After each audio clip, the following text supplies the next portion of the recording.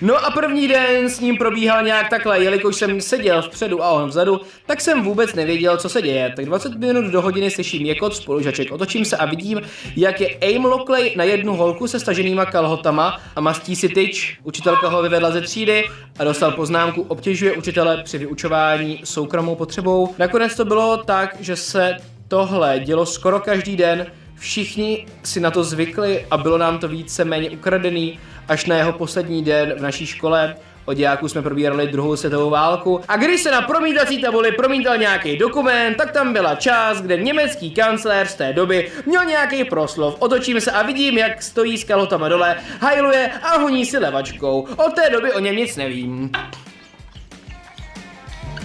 Já bych měl postižený, já prostě to nejde. Ty učíš ve škole, máš tam dítě, pouštíš si dokument celý světový války a on tam hajluje a my se to...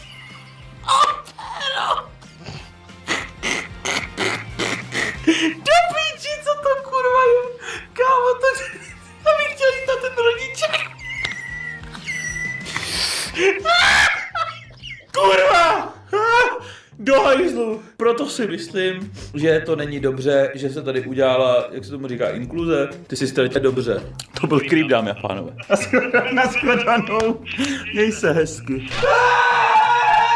Myslíš, že tohle dělají normálně ty jako fašisti, že se hajlují?